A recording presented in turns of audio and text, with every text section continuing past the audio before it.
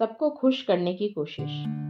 यदि आप हमेशा दूसरों को संतुष्ट करने की कोशिश करेंगे, आप कभी पूरी तरह सफल नहीं होंगे। आखिरकार आप ना उन्हें संतुष्ट कर पाएंगे और ना ही खुद को। मुझे आशा है कि अब आपको यह स्पष्ट हो चुका होगा कि हम जीवन में बहुत सारी चीजें केवल इसीलिए करते हैं क्योंकि हम चाहते हैं कि लोग हमें स्वीकार करें। लेकिन अगर हम जीवन में अच्छा करना चाहते हैं और अपनी शांति को बनाए रखना चाहते हैं, तो हमें थोड़ा स्वार्थी बनना होगा।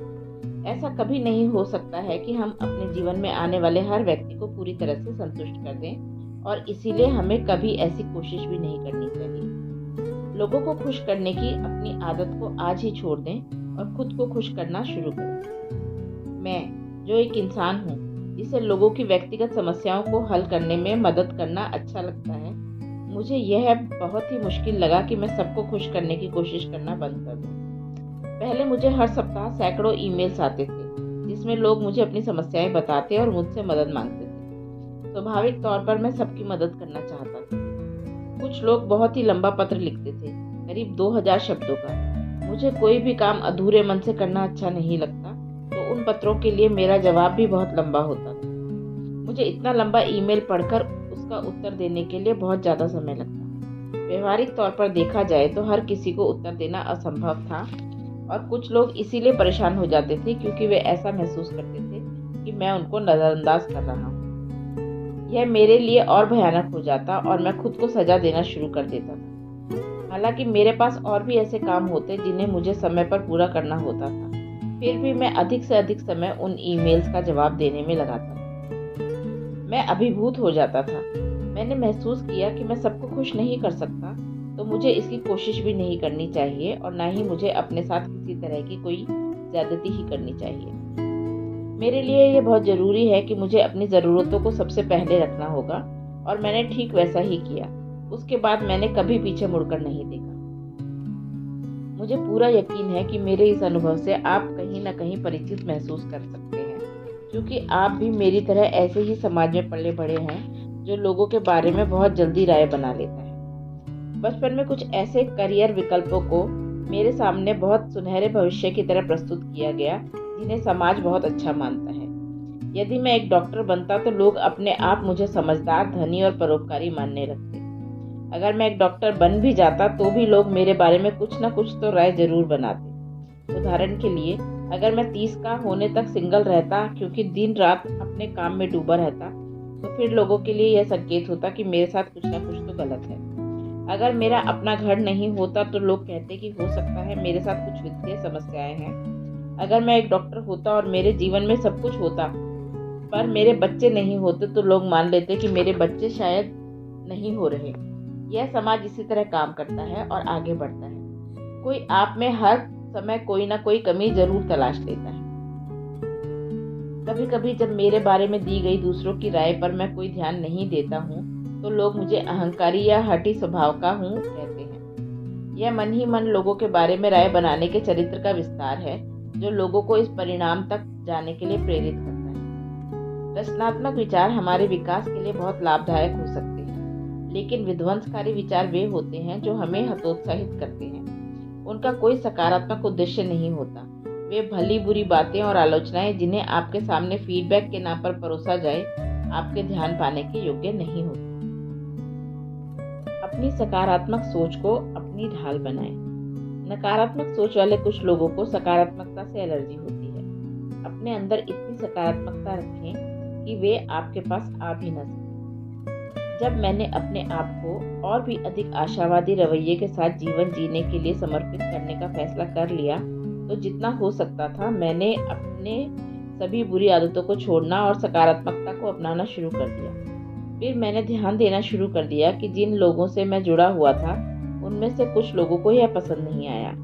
वे चाहते थे कि मैं पहले जैसा था वैसा ही बना रहूं। वे इस बारे में शिकायत करना चाहते थे और मेरे व्यवहार को लेकर आक्रामक होने तथा बिना सोचे समझे राय कायम करने लगे थे। क्योंकि मेरा व्यवहार उनके लिए बहुत अधिक सकारात्मक था, कुछ लोगों ने मुझे बनावटी कहना शुरू कर दिया। मैं समझ सकता था ऐसा क्यों है। मैं एक ऐसे व्यक्ति जो बहुत ज़्यादा शिकायतें करता था से एक ऐसे व्यक्ति में बदल चुका था जो हर चीज़ में कुछ न कुछ अच्छा देखने का प्रयास करने लगा था। मैं अपने आप को भावनात्मक तौर पर उनकी फ्रीक्वेंसी से अलग फ्रीक्वेंसी पर ले गया था। इसके अतिरिक्त आप दूसरे व्यक्ति से भावनात्मक तौर पर जितने अलग होते हैं उतने ही कम उनको वास्तविक लगते हैं। यह ऊर्जा के सिद्धांत पर आधारित होता है।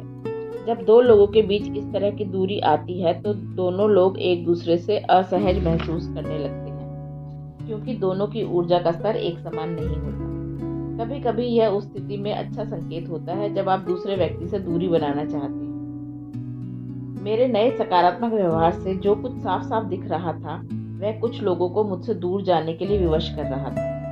जब लोगों का मेरे साथ रूखा व्यवहार होता था तो मैं उनके साथ और भी दयालुतापूर्ण व्यवहार करने लगता था।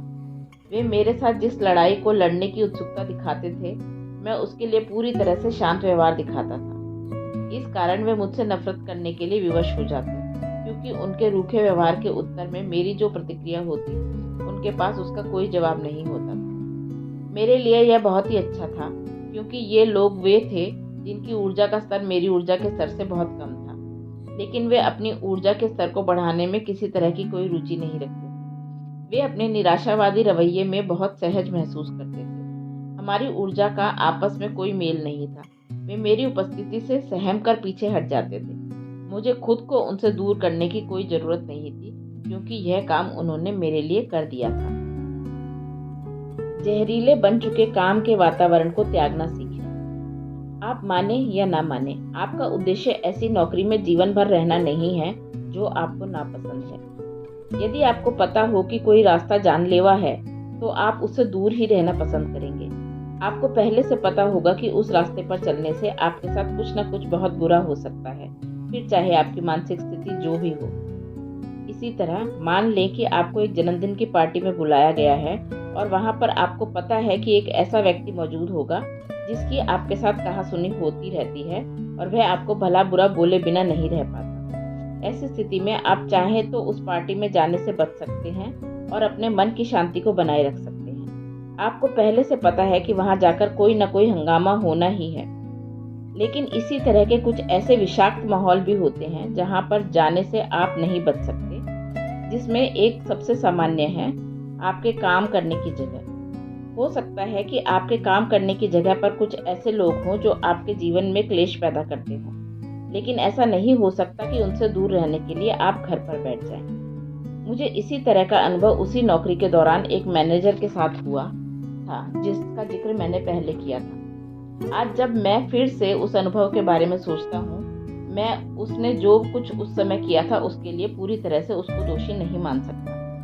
उसकी अपनी जिंदगी थी और जिन लोगों को उसको आगे रिपोर्ट करना होता था उनका उस पर दबाव भी होता था। ऐसा भी नहीं था कि मैं वहां पर काम करने वालों में से सबसे अच्छे कर्मचारियों में से था, क्योंकि मैं वहां पर अपने काम को खुशी खुशी नहीं कर पाता था, इसीलिए मेरा मन उसमें नहीं लगता था। हालांकि मैं इसके लिए शुक्रगुजार था कि उस वक्त मेरे पास एक अच्छी नौकरी थी। फिर भी उस समय मेरे साथ जो कुछ भी हो रहा था वह इस ओर ही इशारा कर रहा था कि मुझे अपनी नौकरी को छोड़ने और अपने शौक को आगे बढ़ाने की जरूरत है। मुझे पता था कि मैं इस संसार में सकारात्मकता का प्रसार करना चाहता हूँ तथा लोगों की मदद अपने जीवन को और बेहतर बनाने में करना चाहता हूँ। अतः एक दिन मैंने बहुत बड़ा और साहसी कदम उठा लिया। मैंने अपनी नौकरी छोड़ दी और एक अनजानी राह पर चल पड़ा। मैंने बहुत बड़ा जोखिम उठा लिया था। जिस समय मैंने अपनी नौकरी छोड़ी उस समय वित्तीय तौर पर मेरी सुरक्षा एक बड़ी चिंता थी, क्योंकि मेरे पास कुछ ज्यादा बचाए हुए पैसे नहीं थे। हो सकता है कि कुछ लोग मेरे इस कदम के बारे में जानकर मुझे बहुत साहसी और निर्भीक कहें, तो कुछ लोगों के लिए यह मेरी बेवकूफ़ी हो।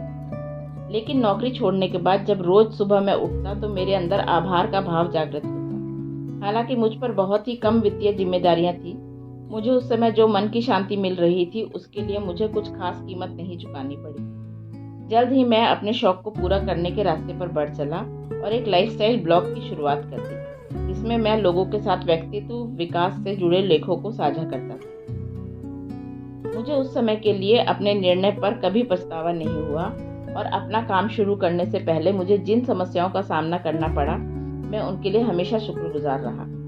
उदाहरण के लिए, गलत जगह पर काम करने से मुझे जो घाव मिले उनसे मुझे बहुत से सबक और समाधान मिले, जिनसे मुझे अपने और दूसरों के लिए बेहतर जीवन का निर्माण करने में मदद मिली। फिर भी जिस समाज में हम रहते हैं उसमें यह सामान्य सी बात है कि लोग खुद को नुकसान पहुंचाने वाले वातावरण में काम करते रहते हैं, लेकिन जल्दी ही इसका नतीजा उनकी मानसिक स्थिति और उनके संपूर्ण विकास पर बड़े बुरे प्रभाव के तौर पर सामने आता है। आपको मन की शांति न देने वाले माहौल को छोड़ना चुनौतीपूर्ण होता है और अधिकांश समय ऐसे माहौल को यह कहकर छोड़ना कि बहुत हो गया, अब और नहीं, में आपकी वित्तीय जिम्मेदारियां रोड़ा बन जाती हैं। हम सभी को जिंदगी में सुरक्षा एवं आरामदायक माहौल की जरूरत होती है और एक अनजानी राह पर आगे बढ़ना डरावना अनुभव हो सकता है। लेकिन यह भी तो सही है कि आप जिस नौकरी में अभी हैं उसमें भी आपको हमेशा एक जैसी सुरक्षा मिलती रहे, यह संभव नहीं है। आपका अपने वेतन में बढ़ोतरी, पदोन्नति और अब फिर अपनी नौकरी के बारे में और किसी चीज पर कोई नियंत्रण नहीं होता। यहाँ तक कि आपको यह नहीं पता होता कि जो आपको मिल रहा है वह हमेशा मिलता रहेगा। जब आपको इस बात का एहसास हो जाता है कि आप इस विषाक्त माहौल जिसमें आप फंसे हुए हैं से निकलकर एक बेहतर जीवन और वातावरण के योग्य हैं, तो आप उससे बाहर निकलने का साहस जुटा लेते हैं। आपको इस ओर आगे बढ़ने में थोड़ी जल्दबाजी करनी होगी, क्योंकि जितना ज़्यादा आप ऐसे नुकसान पहुंचाने वाले माहौल में रहेंगे, उतना ही आप अपने जीवन को छिन्न भिन्न करेंगे।